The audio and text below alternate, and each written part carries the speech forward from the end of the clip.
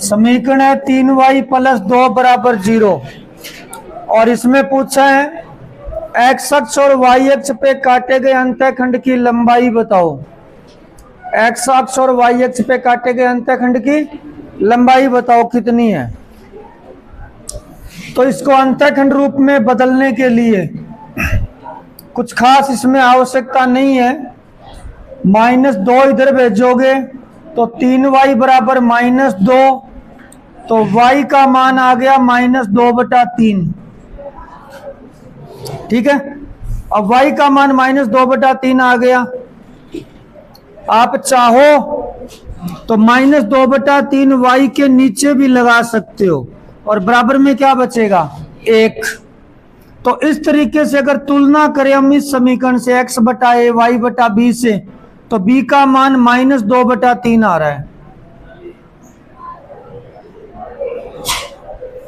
b का मान -2/3 आ गया और ये कौन से अक्ष पे होता है, y अक्ष पे होता है। अगर आप इसको एक और तरीके से देखो इसी सवाल को, तो आप ये रेखा का समीकरण बनाए y बराबर -2/3। अगर हम इसका आलेख बनाएं,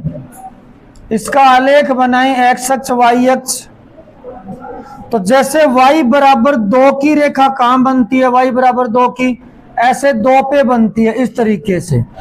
इस रेखा का समीकरण होता है y बराबर 2, तो इसने y अक्ष पे अंतःखंड काट दिया 2। इसी तरीके से y बराबर -2/3 माइनस में बनेगी, यहां मान लो ये समीकरण है y बराबर -2/3 का, तो इसने y पे अंतःखंड काटा है -2/3। इस रेखा ने x अक्ष को कहीं नहीं काटा, तो x अक्ष पे अंतःखंड इसका 0 है, y पे अंतःखंड -2/3 ऐसे होगा। की समीकरण दिया है 12x + 6। क्या हो रहा है सर? वीडियो के लिए कह रहे हैं कि वीडियो स्टार्ट करना है। हाँ तो करना ही था। कर दिया सर।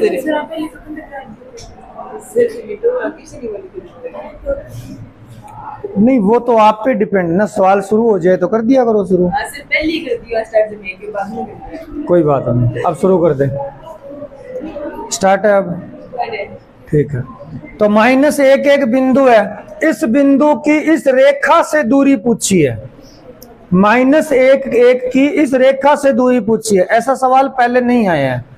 पहले इस समीकरण को सही करते हैं। 12x 5y इधर ले आओ -5y, 12 छिक्के 72 और 5 दुआ -10 इधर आके +10 हो जाएगा। समीकरण को थोड़ा सा और सही करते हैं। 12x - 5y प्लस में 82 बराबर 0। इस समीकरण की या इस रेखा की -1 से दूरी पूछी है।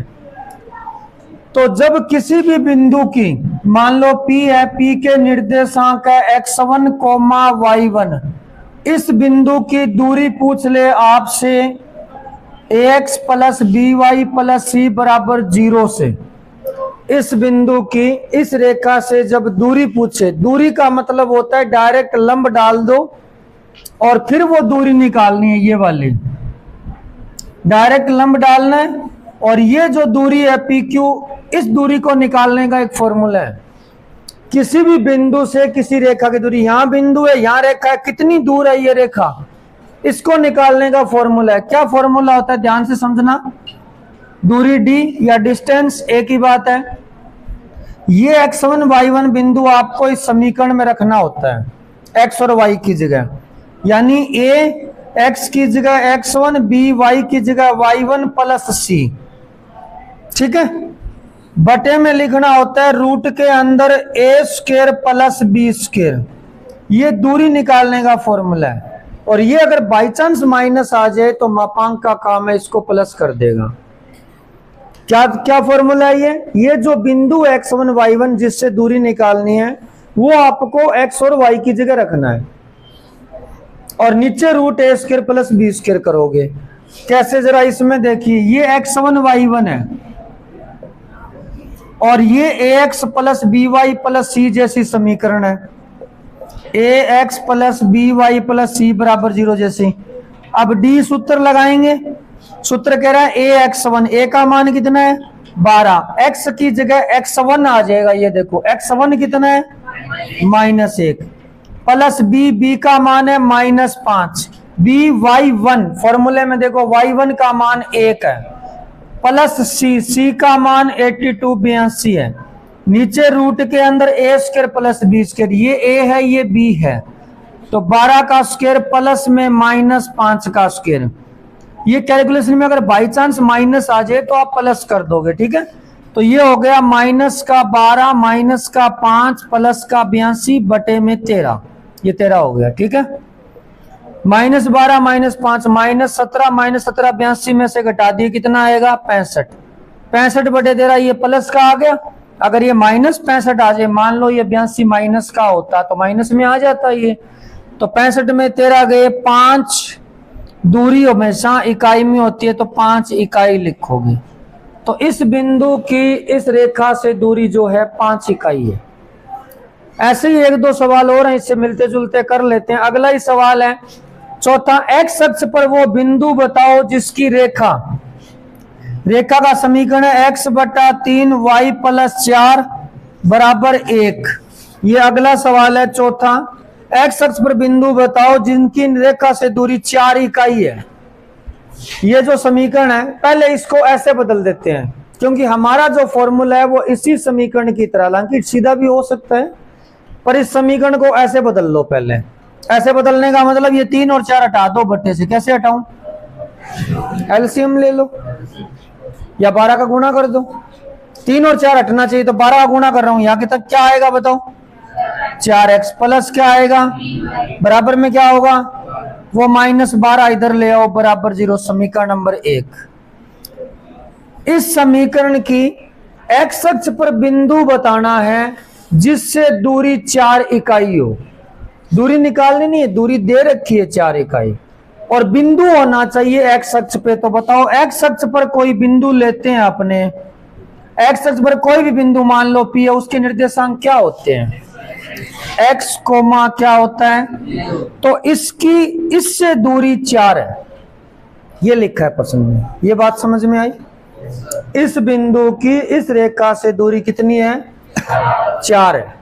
तो ये हमारा x1 y1 है इसकी तरह, और यही फॉर्मूला लगाना है। और दूरी 4 दे रखी है तो मैं दूरी निकाल रहा हूं।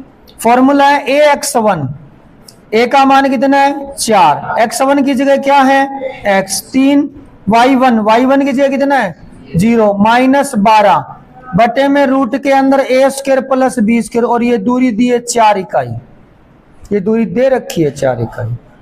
हाँ, a² बताओ कितना होगा? 4 का स्क्वायर, b² कितना होगा? 3 का स्क्वायर। कितना हो गया ये? 4x -12 बटे में 5 बराबर में 4।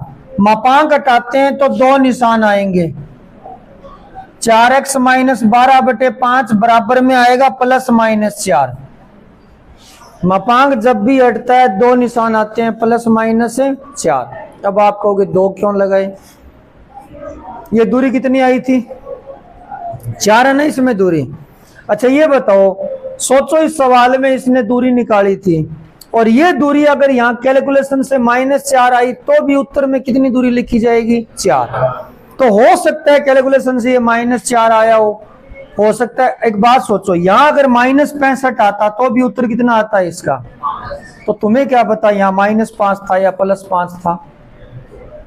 भाई यहाँ क्या था, -5 या +5, वो हम फाइनल उत्तर से नहीं बता सकते, क्योंकि मापांक अगर माइनस का था तो भी उसने उसको किसका कर दिया? प्लस का कर दिया। इसलिए 2 निशान लगाने हैं, यानी जो इसने दूरी 4 दी है वो दूरी 4। अब एक बात बताओ, जैसे मान लो ये x अक्ष है, ये बिंदु P है, ये 4 है, ये बिंदु मान लो कोई दूसरा Q है, ये -4 है, ये मतलब इसके निर्देशांक है -4, 0। मूल बिंदु से P की दूरी कितनी है? 4। मूल बिंदु से Q की दूरी कितनी है? अब हमें क्या पता कि ये 4 किस साइड है, इस साइड है कि इस साइड है? तो इसीलिए मैं कह रहा हूं कि मापांक हटाओ तब 2 निशान लगाओगे, क्योंकि हमें नहीं पता कि यहाँ x का मान। अब आप खुद देखना, अभी उत्तर आएगा तब देखना। एक बार मैं 2 निशान लगा रहा हूं, यहां से उत्तर निकालते हैं। 4x माइनस 12 बराबर आ गया प्लस माइनस है, तो एक बार प्लस चिन्ह ले लेते हैं। 4x माइनस 12 बराबर 20, तो x का मान आ गया 8। अब माइनस निशान ले लेते हैं। 4x माइनस 12 बराबर माइनस 20, तो 4x बराबर कितना आएगा माइनस 8, तो x का मान माइनस 2 आ गया। अब x का मान चाहिए, यहां 8 कर लो तुम लोग, 6 माइनस 2 कर लो, दोनों सही उत्तर कितना आएगा 4 आएगा। क्या हुआ?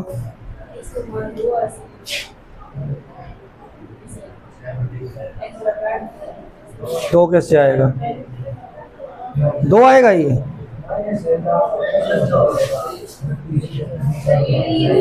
सही है ना? ठीक है। तो मैं ये कह रहा था x का मान से 8 लिखो से माइनस 2 लिखो, यहाँ पे उत्तर कितना आएगा 4। तो यही तो मैं कह रहा था ना, हमें नहीं पता कि x का मान यहाँ 8 है कि माइनस, दोनों सही तो आ रहा है 4 है। अब आप 8 लगाओ, 4 8 32 माइनस 12, 32 माइनस 12 करोगे 20 बटा 5, 4 आ गया। x का मान माइनस 2 करो, माइनस 2 करोगे तो माइनस 2 का 4, माइनस 8 माइनस 12 माइनस 20 बटा 5 माइनस 4, उत्तर फिर भी 4। इसीलिए 2 निशान लेते हैं। समझ में आ गई बात? यानी प्लस माइनस का पता नहीं अंदर क्या था, इसलिए हम दोनों निशान ले लेते हैं। तो x का मान हमें बिंदु पूछा गया था, तो वो बिंदु या तो 8 0 है और या क्या है माइनस 2 0 है। यानी ऐसे 2 बिंदु हैं x अक्ष पर जिनकी इस रेखा से दूरी 4 है। ये प्रैक्टिकली भी संभव है, संभव है तभी तो आया है। कैसे? हम डायग्राम बना के देखते हैं। अगर डायग्राम बना के देखें, x अक्ष और y अक्ष लेके ये रेखा x बटा 3 y बटा 4 कैसे बनेगी बताओ? और इतना तो सीख ही गए होगे। x पे दूरी कितनी होगी और y पे दूरी कितनी होगी, तो ये थोड़ी कम ले ली मैंने, ये ज्यादा। ये रेखा बना दो, ये बन गई दूरी। इस रेखा का समीकरण आ गया। ये निर्देशांक है 3 0, ये निर्देशांक है 0 4, ये रेखा बना दी मैंने। अब x अक्ष पर बिंदु लेना है और दूरी होनी चाहिए 4 इकाई, मतलब इस रेखा से दूरी 4 सेमी। मान लो ये मार्कर वैसे तो 6 मतलब 6 इंच का, आप मान लो ये 4 इकाई का है, 4 इंच का है। तो इस रेखा से 4 इकाई दूरी पे x अक्ष पे लेना है, यहां आएगा लगभग। हालांकि ये 6 इंच का है, लेकिन आप ये मान लो ये 6 इकाई का है, सॉरी 4 इकाई का है। तो ये आ गया इस साइड, तो इस साइड वाला तो ये बिंदु हो गया माइनस 2 0, जो कि 4 इकाई पे। दूरी लंबवत लेनी पड़ेगी, ये ध्यान रखना, दूरी का मतलब ही लंबवत है। मेरी अगर उस दीवार से दूरी निकालनी तो सीधी निकालनी पड़ेगी, ऐसे टेढ़ी नहीं निकालोगे। तो एक तो ये हो गया, और एक आएगा इस साइड, इस जगह नहीं है, इधर इधर आगे बढ़ाएंगे तो यहां और आ जाएगा। ये जो बिंदु है ये भी x अक्ष पर, इसकी दूरी भी कितनी है 4 इकाई है, ये हो जाएगा 8 0 आपका। तो 2 बिंदु हो गए x अक्ष पे, और प्रैक्टिकली भी 2 ही है, इसीलिए उत्तर में 2 बिंदु आए। बात समझ में आई? उतार लो ये। सवाल नंबर 5 है 15x प्लस 8y माइनस 34 बराबर 0, समीकरण नंबर 1।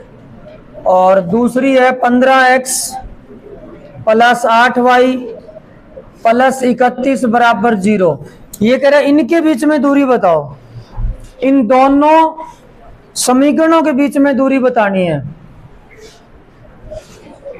पहले तो आप ये बताओ, क्या ये समीकरण या रेखाओं की बात करें, ये प्रतिच्छेदी है या समांतर है या संपाती है? 10वीं क्लास 3.2 याद करो।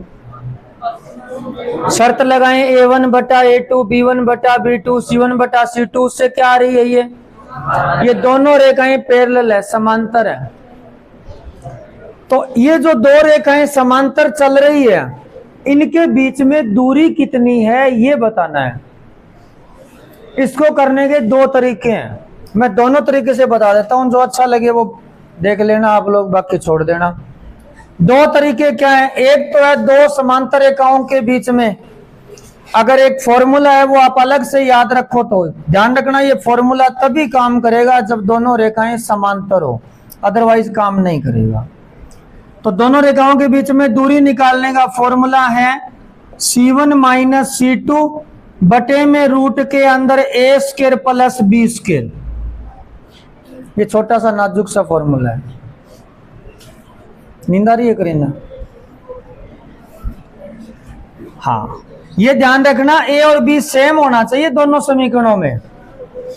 कई बार क्या होता है, रेखाएं समांतर तो होती है लेकिन ऐसा आ जाता है 15 यहाँ 30 यहाँ 8 यहाँ 16, तो तब भी तो A1 बटा A2 B1 B2 सेम आएगा। यहाँ 15 यहाँ 30 1 बटा 2 यहाँ 8 यहाँ 16 1 बटा तो भी सेम आ गया, तो सेम आ गया, फिर ये फॉर्मूला काम नहीं करेगा। हाँ, ए और बी का मान दोनों समीकरणों में सेम होना चाहिए। अब सेम नहीं है तो कर लेना, कैसे? जैसे यहाँ 30 यहाँ 16 आ गया तो आप 2 का भाग दे दो, 2 का भाग दोगे वापस 15 और 8 हो जाएगा। वो आपको ए बी यहाँ रखना है। अब C1 का मान कितना है? पहली समीकरण वाला कितना है? -1। माइनस C2 का मान कितना है? 31। रूट के अंदर एक कोई सी भी समीकरण का रख दो, सेम ही है, नहीं है तो सेम कर लेना। क्या आएगा बोलो? 15 का स्क्वायर प्लस 8 का स्क्वायर, ऊपर बन गया -65, नीचे बन गया 17, तो आंसर आ गया 65/17 इकाई। इतना सही है ये, ठीक है? कोई दिक्कत इसमें? दूसरा तरीका बताऊं? ये ठीक है, ये ठीक है? ठीक है, अब बता दें? हाँ चलो ठीक है, बता देते हैं। तो एक काम करते हैं, अब 2 समांतर रेखाएं हैं, हमें इनके बीच में दूरी निकालनी है। तो हम एक काम करते हैं, एक ऐसा बिंदु ले लेते हैं कोई सा भी, उसकी दूरी पहले निकाल लेते हैं इस रेखा से और बाद में दूरी निकाल लेते हैं इस रेखा से। फॉर एग्जाम्पल मान लो ये दूरी 3 आ गई और ये दूरी इसकी आ गई 5, तो बीच में कितनी हो गई? 2। समझ गए? अब ये तरीका लगाने वाले हैं, लेकिन आपको ये ध्यान रखना पड़ेगा, ये तो चलो इस बिंदु के एक ही साइड है रेखा, और मान लो एक रेखा इधर है एक रेखा इधर है और ये बिंदु हमने बीच में ले लिया।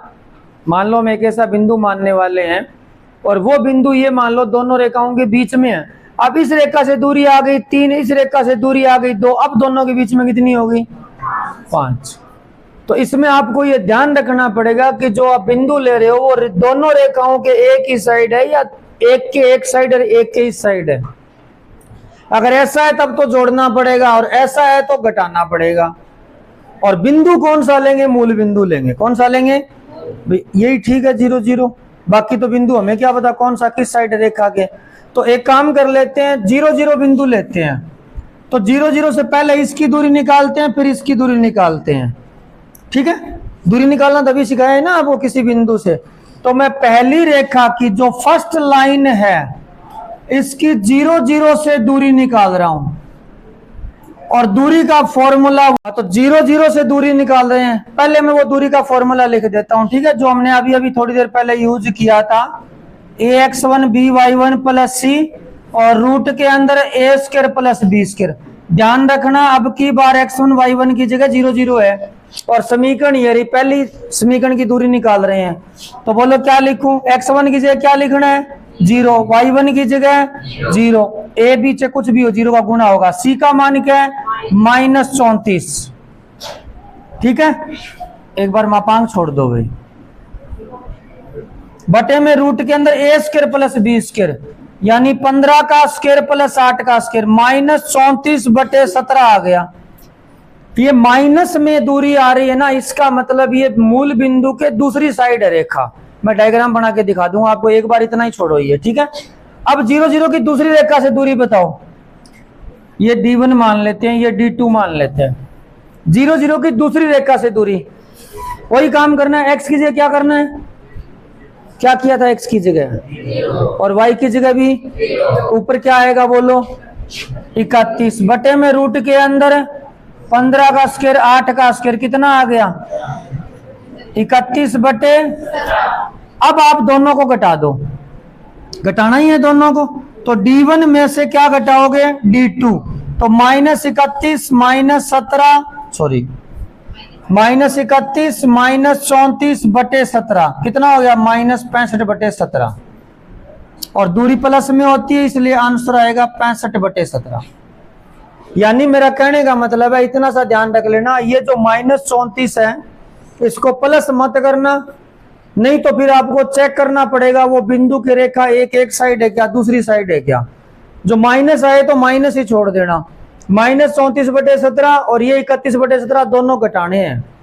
6 माइनस 34/17 में से 31/17 घटा लो। 31/17 में से माइनस करना है 34/17 प्लस का हो जाएगा। ठीक है, एक ही बात है। तो 31/17 में से मैंने माइनस किया है 34/17 या 31 या माइनस 34/17 में से माइनस कर देना 31/17 माइनस 65/17 प्लस कर देना, एक ही बात है। इस तरीके से करना है। अब आप अगर ये पता लगाना चाहो कि ये दोनों रेखाएं मूल बिंदु के एक ही साइड थी या दूसरी साइड, तो इसके लिए आपको इनका आलेख बनाना पड़ेगा, इनका ग्राफ बनाना पड़ेगा। अगर केवल अंदाजा लगाना है कि मूल बिंदु से रेखा एक ही साइड है या दूसरी साइड है, तो अंदाजा भी लगा सकते हैं। कैसे लगा सकते हैं अंदाजा, वो और सुनो। थोड़ा सा मैं डीपली बता रहा हूं, मैं वो समीकरण दोबारा लिख रहा हूं। 15x प्लस में 8y माइनस 34 बराबर 0। इस समीकरण को अंतःखंड रूप में बदल दो। अंतःखंड रूप में, अंतःखंड रूप में बदलोगे तो 15 बटे कितना आएगा 34x 8y बटा 34 बराबर 1। माइनस 34 इधर ले गया, 34 का भाग दे दिया। समझ गए? अब बताओ x अक्ष पे जो अंतःखंड है वो प्लस का है और y अक्ष पे अंतःखंड है वो भी किसका है? तो रेखा कहां बनेगी? मोटा मोटी बताओ कहां बनेगी? दोनों ही प्लस के अंतःखंड है। कौन से क्वाड्रेंट में बनेगी रेखा? पहले में बन गई। अंदाजा लगा रहा हूं मैं, एकदम परफेक्ट नहीं बना रहा हूं, पहले ही बोल रहा हूं आपको। इसमें बताओ, इसको जब अंतःखंड में बदलोगे तो अंतःखंड कैसे आएंगे? बदलना आता है क्या अंतःखंड रूप में? कल वाले दोनों किए थे, क्या सवाल है? कैसे बदलेंगे? पहले 31 इधर जाएगा, किसका होगा? फिर वो माइनस 31 नीचे जाएगा, तो एक तो आएगा 15 बटे माइनस 31, एक आएगा 8 बटे माइनस 31। दोनों किसके हो गए? किस क्वाड्रेंट में बनेंगी? थर्ड में बनेंगी। अब बताओ, एक तो रेखा मूल बिंदु से इधर है, एक रेखा मूल बिंदु से इधर है। एक की दूरी मूल बिंदु से है 31/17 और दूसरे की है माइनस 34/17। अब बताओ ये दोनों जुड़ेगी कि नहीं जुड़ेगी? मैंने जोड़ा ही तो है, और क्या किया है। ये था दूसरा तरीका। बढ़िया लगा? ठीक है, उतारो। हाँ, सवाल नंबर 6 देखिए। रेखा है 3x माइनस 4y प्लस 2 बराबर 0। 3x माइनस 4y प्लस 2 बराबर 0। ये कह रहा है इसके समांतर और बिंदु माइनस 2 3 से जाने वाले, इसके तो समांतर लिखनी है और ठीक है, और वो गुजरनी चाहिए माइनस 2 3 से गुजरने वाली। इसका समीकरण चाहिए। अब ये सवाल मैं आपको दो तरीके से बता देता हूं। ठीक है, दोनों ही ठीक है, दोनों ही आसान है। पहला तो है शॉर्टकट तरीका। अगर आपको किसी भी रेखा के समांतर रेखा लिखनी हो, ये याद रखना पड़ेगा, कोई फॉर्मूला नहीं है, अपना बनाया हुआ है। ठीक है ना? किसी के समांतर कोई रेखा लिखनी हो, किसी के भी समांतर, आप सिर्फ अचर पद चेंज कर दो। सिर्फ अचर पद। ऐसा होता क्यों है वो भी बता दूंगा। आपको इसके समांतर रेखा लिखनी है, के समांतर रेखा। अगर इसके समांतर लिखनी है, यही समीकरण लिख दो, अचर पद चेंज कर दो। अचर पद कुछ और लिख दो, सी लिख दो, लेमडा लिख दो, के लिख दो, आपकी मर्जी है, बराबर 0। अब ये जो रेखा है इसके समांतर है। अब आप कहोगे कैसे समांतर है, तो मैं कहूंगा आप बताओ समांतर में आपने क्या पढ़ा इस प्रश्नावली में? इस प्रश्नावली में समांतर के बारे में आपने क्या पढ़ा है? कुछ तो कहीं पढ़ा होगा। रेखाएं समांतर हो तो क्या होता है? प्रवणताएं क्या होती है? तो क्या इसकी प्रवणता में इसकी प्रवणता में फर्क है? प्रवणता है, यहाँ पे दिख रही है आपको। कितनी है प्रवणता इसकी? इसकी प्रवणता कितनी है? 3 है। तो तुम पढ़ते नहीं हो घर जाके। प्रवणता कैसे निकालते हैं? जब रेखा इस रूप में हो तो माइनस a बटा बी, भूल गए? माइनस एक्स का गुणांक बटा वाई का गुणांक। प्रवणता कैसे निकालते हैं? माइनस a बटा बी, माइनस a बटा बी, 3/4 है प्रवणता। कितनी है? कैसे निकालते हैं दोबारा बताओ? बताया ना प्रवणता का फॉर्मूला ये। इसकी प्रवणता कितनी है? 3/4। तो दोनों की प्रवणता सेम है, इसका मतलब क्या हुआ? दोनों रेखाएं क्या है? इसलिए ये समीकरण लिखी है। अब फिर इस के का क्या करें? के का मान निकालने के लिए ये दिया, इसके समांतर जो रेखा थी वो -2 3 से गुजरती है, बोला था ना इसने। Yes, तो -2 3 से गुजार दो। कैसे गुजारते हैं -2 3 से? x की जगह -2 रखो, y की जगह 3 रखो, k का मान आ जाएगा -6 -12 -20, तो k का मान 20 आ गया। k का मान 20 इसमें रख दो, 3x - 4y + 20 = 0। ये आपका उत्तर हो गया। ये रेखा जो है -2 3 से गुजर रही है। कैसे क्रॉस चेक करें ये रेखा -2 3 से गुजरती है कि नहीं गुजरती है? कोई रेखा किसी बिंदु से गुजरती है नहीं गुजरती है, कैसे चेक करते हैं? तो -2 यहाँ करोगे, -3 यहाँ करोगे, -20 + 20 0 आ गया बराबर वाला। ये कैसे चेक करोगे ये रेखा इसके समांतर है क्या? बताओ, प्रवणता बराबर है। ये था पहला तरीका। दूसरा तरीका, रेखा इसके समांतर बोली है, इसके समांतर बोली है, तो इसकी जो प्रवणता है बाई व्यंगी हो जी की आपा निकालेंगे। इसकी प्रवणता कितनी है? -a/b, तो -3 बटा -4 3/4। ये प्रवणता है और इससे गुजरती है। कौन सा सूत्र लगेगा? y minus y1 सूत्र लगेगा y - y1 mx माइनस, तो y - y1 की जगह 3, प्रवणता m का मान 3/4, x - x1 का मान -2। जरा सही करो, मल्टीप्लाई करके 4y - 12 3x + 6, सारा मामला उधर ले जाओ, तो 3x - 4y और प्लस का 18 = 0। यही आई तो नहीं, गड़बड़ कैसे होगी? हैं? अच्छा, यहाँ 18 दे गया, 3 2 6 6 और 12 सॉरी 18 होंगे, तो 18 होंगे, तो यहाँ कितना आ जाएगा? 18। तो सेम है उत्तर। तो चाहे आप ये तरीका लगा लो, चाहे ये तरीका लगा लो, आपकी मर्जी है। ठीक है, उतार लो। सवाल नंबर 7 है, रेखा x - 7y + 5 पर लंब और x अंतःखंड 3 वाली रेखा का समीकरण बताओ। बहुत ही आसान सा सवाल है, चलो ये भी दो तरीके से बता देते हैं। सवाल है x - 7y + कितना है? 5 बराबर इस रेखा पर लंब रेखा लिखनी है, इस रेखा पर लंब रेखा लिखनी है। पहली बात तो ये बोली है, और दूसरी बात बोली है x अक्ष पर जो अंतःखंड है वो 3 दिया है। इसकी तो बाद में बात करेंगे, पहले बात करते हैं इसकी। अगर किसी भी रेखा पर आपको लंब रेखा लिखनी है और डायरेक्ट सीखना है तो ये याद रखना पड़ेगा। कैसे, जरा देखना ध्यान से। आपको x और y के गुणांक पलटने पड़ेंगे। x वाला गुणांक चेप दो, y वाला चेप दो, x के निशान बदल दो। कैसे? ये -7 है ना, ये 7 है, वो इधर ले आओ, ये हो जाएगा -7x, और y था x का गुणांक जो 1 है वो इसके लगा दो, +y, और प्लस में यहां अचर दूसरा लिख दो। यानी आपको एक तो गुणांक पलटने हैं और एक निशान बदलना है, दोनों काम करने पड़ेंगे। ठीक है, गुणांक पलटने और निशान बदलना है। 1 मिनट रुकना, मैं चेक कर लेता हूं सही है। इसकी प्रवणता हो गई 1/7 और इसकी हो गई -7, सही है। तो आपको क्या करना है, y का गुणांक जो है वो इसके लगा देना और x का गुणांक इसके लगा देना है, इस तरीके से। अब क्या करना है, ये इसने कहा है x, ये कैसे हुआ वो भी बता दूंगा। x अक्ष पर अंतःखंड 3 है x अक्ष पर अंतःखंड 3 होने का मतलब ऐसे है, ये लंबाई 3 है, तो ये बिंदु कौन सा हो गया? x अक्ष पे अंतःखंड का मतलब ये जो हम रेखा बनाने वाले हैं वो x अक्ष पे 3 लंबाई का अंतःखंड काट रही है, तो इसका मतलब 3 0 से गुजर रही है, तो इसको 3 0 से गुजार दो। 3 0 से गुजरती है, 3 0 से गुजार दो, तो -7 × 3, y का मान 0 + k = 0, तो k का मान 21 आ गया। k का मान 21 वापस रख दो, -7x + y + 21 = 0। एक बार बंद करना इसको। हमें इसके लंबवत रेखा लेनी है।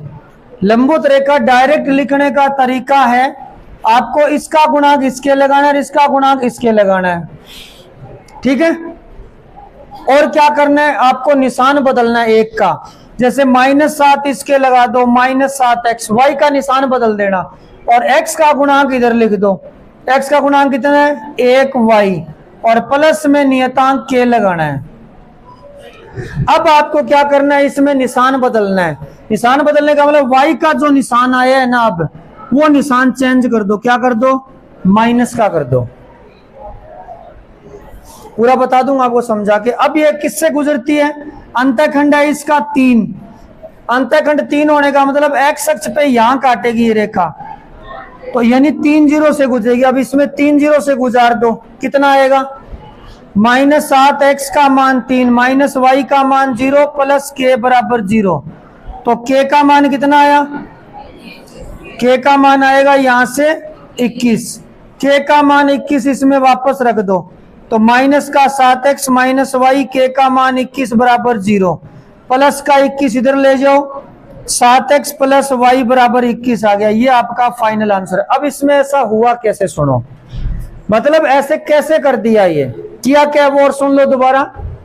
y वाला गुणांक x के लगाना है, x वाला गुणांक y के लगाना है। y का गुणांक -7 लगा दिया, x का गुणांक 1 इसके लगा दिया। y का निशान बदलना है। ये होता है डायरेक्ट कोई लंबवत रेखा लिखनी। और अचर आप बदल दोगे, समांतर में भी बदलते हैं और लंबवत में भी बदलते हैं। फिर आगे इसने क्या कहा, x अक्ष पर अंतःखंड 3 कटता है। ये रेखा x अक्ष पर अंतःखंड 3 काट रही है, तो ऐसे कहीं से गुजरी, हो सकता है ऐसे भी गुजरती हो, पता नहीं है, तो मैंने ऐसे बना दिया रफली। 3 अंतःखंड का मतलब हो गया, इसके निर्देशांक है 3 0, ये 3 0 से गुजरेगी। और पिछले सवाल में लिखा था -2 3 से गुजरती है। इस सवाल में थोड़ा सा अलग तरीके से लिखा, तो 3 0 से गुजरी, x की जगह 3 y की जगह 0 किया, k का मान 21 आ गया, ठीक है। तो k का मान 21 वापस रख दिया, समीकरण आपका मिल गया। अब ये ऐसा करने से लंबवत कैसे बन जाती है, उसके पीछे रीजन क्या है, सुनो। इसके पीछे रीजन है, इसकी प्रवणता कितनी है, m1 बताओ, -a/b।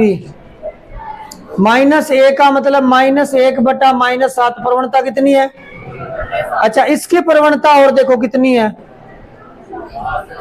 कितनी है, -a का मान -7 और b का मान -1, प्रवणता कितनी है।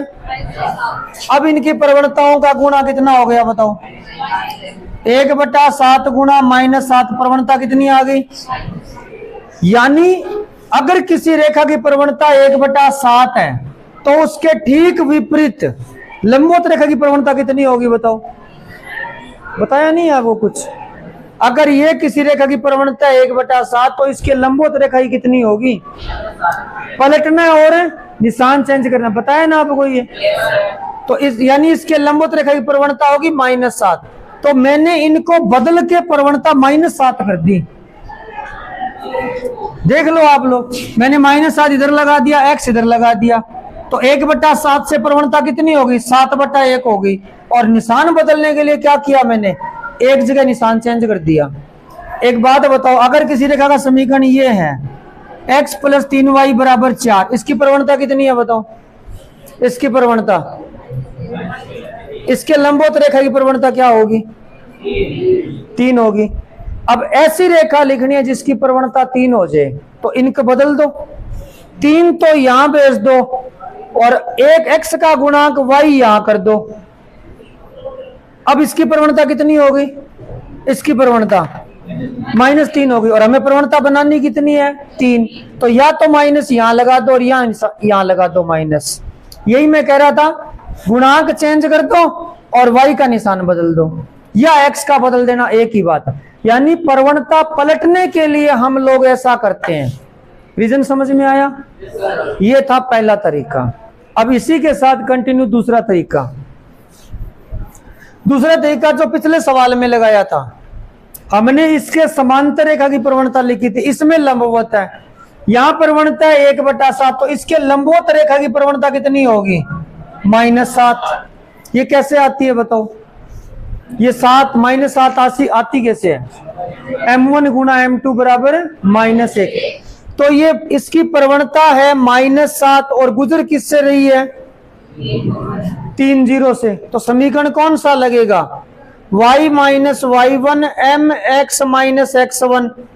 तो y माइनस y1 का मान 0, m का मान -7, x माइनस x1 का मान कितना है? 3। थोड़ा सा सही कर लो इसको। तो y बराबर -7x प्लस 21, 7x इधर ले आओ, 7x प्लस y बराबर 21। ये आपका वही सेम आंसर आ गया, उतार लो। हाँ बोल। सवाल नंबर 8 है। दो समीकरण दिए, √3x प्लस y बराबर 1 और x प्लस √3y बराबर 1। इनके बीच में कोण पूछा है। अब दूरी वगैरह का मैटर नहीं है, दोनों रेखाओं के बीच में कह रहा है कोण बताओ कितना डिग्री है। तो कोण निकालने का फॉर्मूला कुछ बताए? दो रेखाओं के बीच में कोण निकालने का बताया तो है।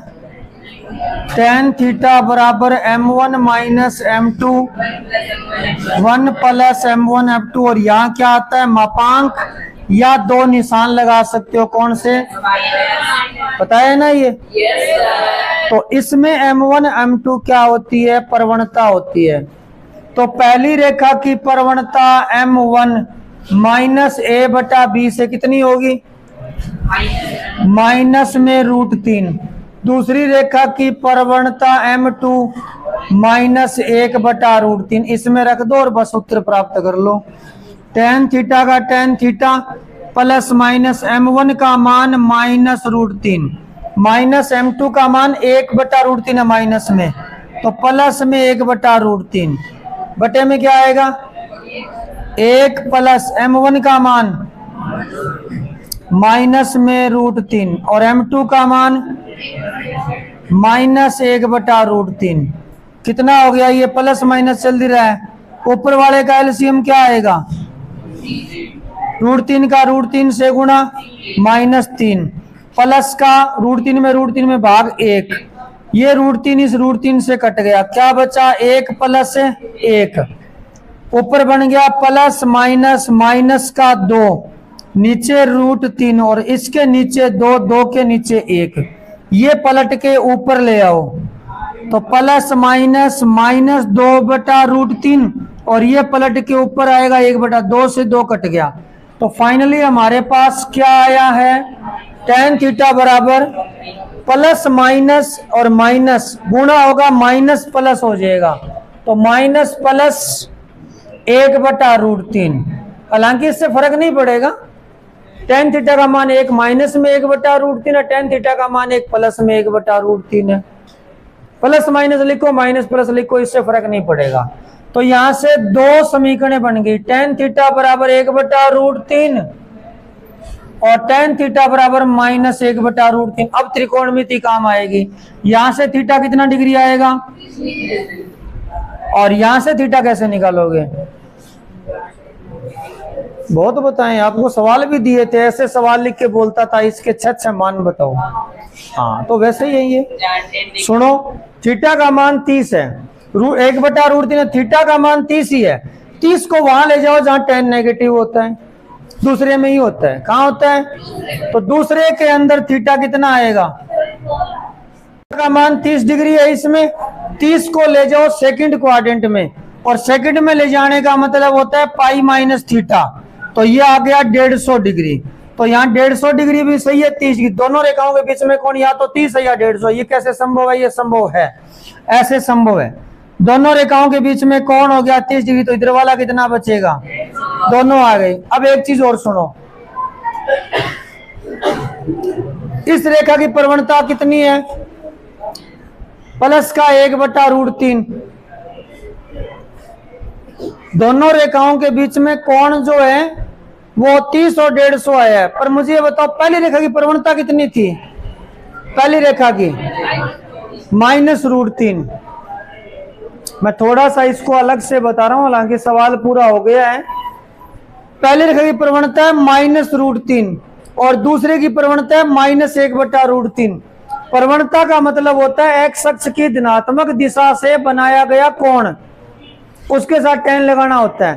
एक बार जरा इसमें देखना दोबारा, m1 का मान -√3 है और m2 का मान -1/√3 है। तो क्या आप ये बता सकते हो यहाँ थीटा कौन, नहीं कह रहा मैं कह रहा हूं जो प्रवणता में थीटा आता है वो, ये थीटा तो था दोनों रेखाओं के बीच में कौन, ये वाला।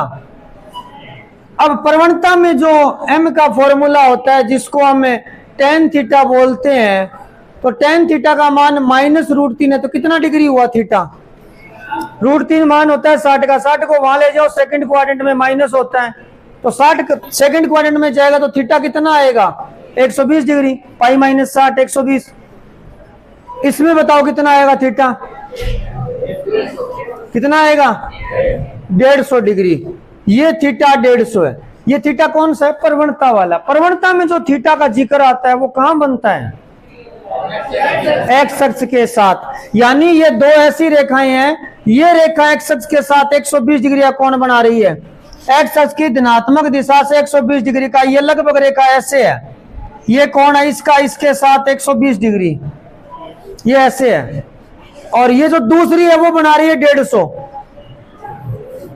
दूसरी रेखा 150, कोण इससे ज्यादा है, इससे ज्यादा है, ये 120 है वो 150 ऐसे बना रही है। ये कौन है, यहां से यहां तक एक्स अक्ष के साथ 150 डिग्री है, तो ये 120 है और यहां से यहां तक 150 है, तो ये कितना बच गया 30 डिग्री बच गया। कितना बच गया, इसीलिए इनके बीच में एंगल 30 डिग्री आया था। ये बात पल्ले नहीं पड़ी है तो कोई बात नहीं, छोड़ो, कोण वाली तो समझ में आ गई, ये कर लो बस।